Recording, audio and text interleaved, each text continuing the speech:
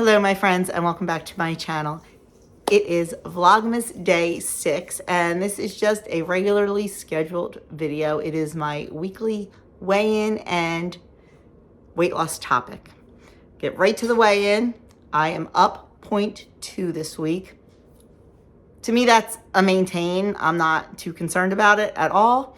But that was my non-astonishing weigh-in for the week, up 0.2, and like I said, to me it's a total maintain. So we'll just work a little harder next week and to either maintain again. That was my goal during the holidays, was to maintain, or maybe lose a little bit. Who knows? We'll see, but I'm not concerned about it. But let's get on to that topic. So this week's weight loss topic is 13 simple swaps to save you points, or in my case, calories. Now, you know I don't agree with all of them, but I do agree with some of them. It says, think about recipes you love or ones you're planning to whip up this week. What if you could make some of their points and calories just disappear? This guide makes that magic happen. Try this. If a recipe calls for types of meat or poultry with more fat, like skirt steak, ground beef, or chicken thighs, try using leaner cuts like tri-tip sirloin, 95% lean ground beef, or skinless chicken breasts. You can save, for Weight Watchers, up to 5 points per serving. Plus, if you enjoy seafood, added bonus, because that's a great swap for a lot of different proteins.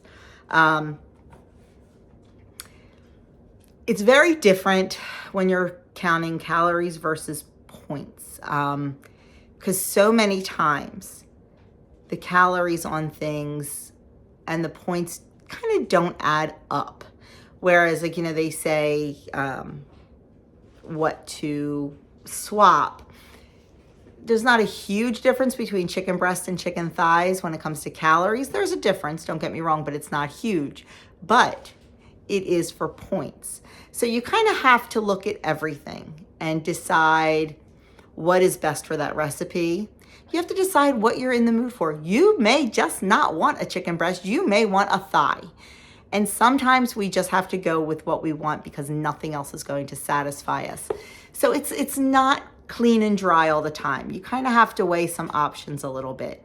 I know a lot of people don't like the 95% ground beef for something like a burger. They want that fatty, juicy burger.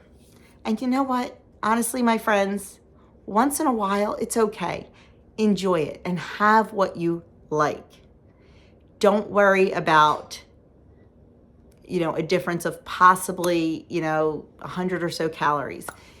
Am I saying to do it all the time? Absolutely not. These swaps are great ideas. And if we can keep things down most of the time, then we have those opportunities where we can splurge once in a while. Another swap, they say, is if a recipe calls for coconut oil or butter. Here's what I'm going to disagree on. They say try olive or canola oil.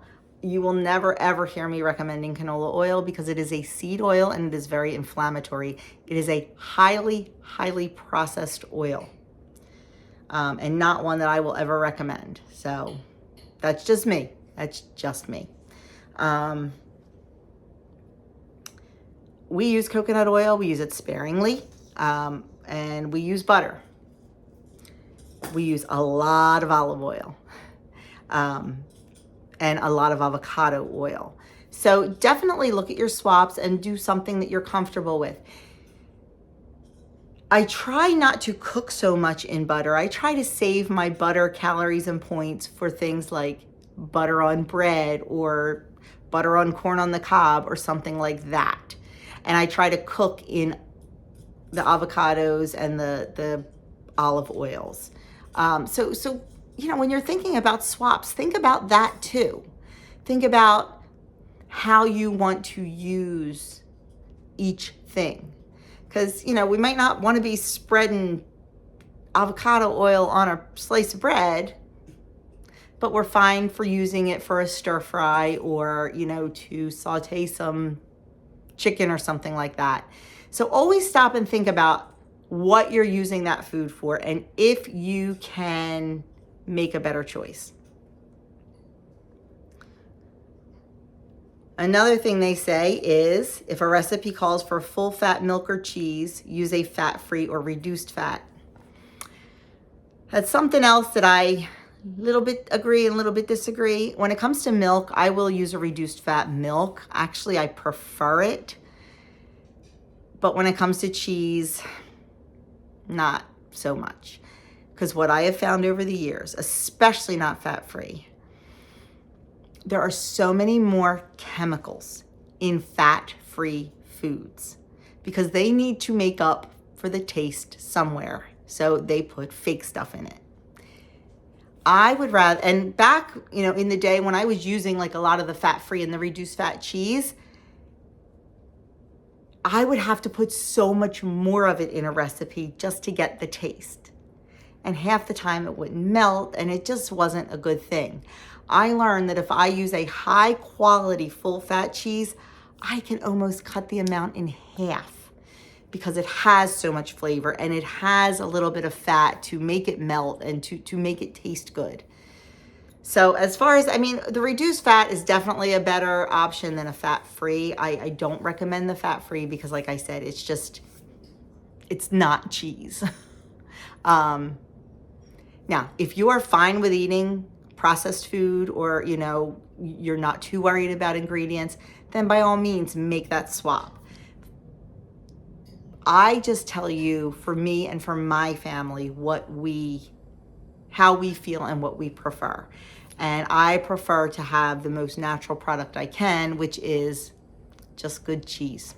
It's cheese cultures and milk and a little bit of salt generally. So, just think about it. And like I said before, you have to do your journey your way. I'm just here to tell you how I do my journey. I am not trying to tell you how to do yours or what to do. And I'm not a doctor. I'm not a nutritionist. I'm not. I'm just a girl on a journey who has figured a few things out for her and her family. So look at that. Definitely decide what is more important to you. And then it says sugar. Use granulated stevia, grated apples, or mashed bananas. I am not a stevia fan. I wish I was. I really wish I was, because a good organic natural stevia, I would definitely use. I just don't like the flavor of it. I don't like the taste. But I think substituting mashed bananas is a pretty good thing, especially if you're making something that you want to taste like bananas.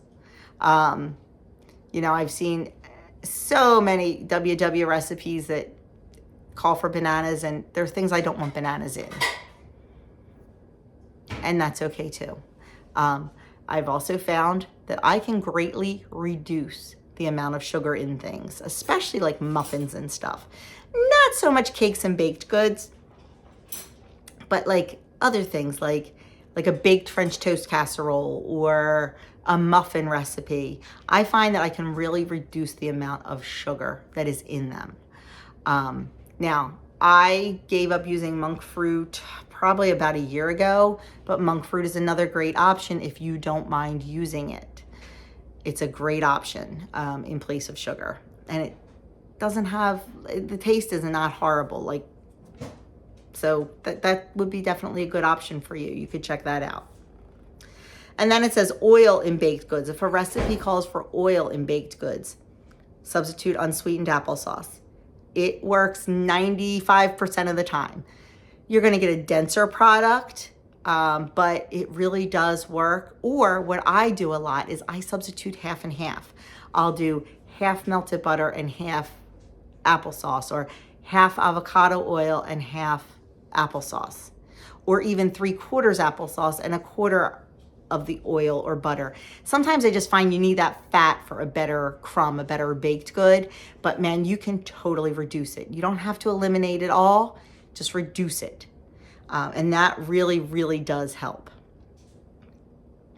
It says if a recipe calls for heavy cream or sour cream, use a canned pumpkin or a fat-free Greek yogurt.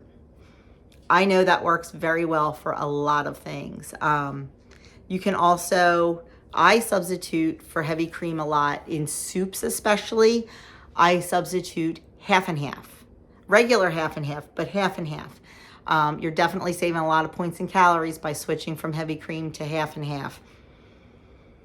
And in like creamy soups and all, we really haven't noticed a difference. Oh, excuse me. Did not get a lot of sleep last night. The canned pumpkin, I don't know. I've never really done that. I just wouldn't want certain things to taste pumpkin-y. But, and sour cream, you can find really good reduced fat sour creams that have decent ingredients. Daisy is one of them. The ingredients are not horrible at all for being a reduced fat, and we regularly use that around here. So definitely look at your labels and think and decide what is best for you. The last thing they say is peanut butter, to substitute that with a powdered peanut butter. I don't use that a whole lot. I don't use as much as I love peanut butter, I don't use a whole lot of peanut butter. When I make my Chunky Monkey oatmeal bowl, I put a teaspoon of peanut butter in there for the flavor.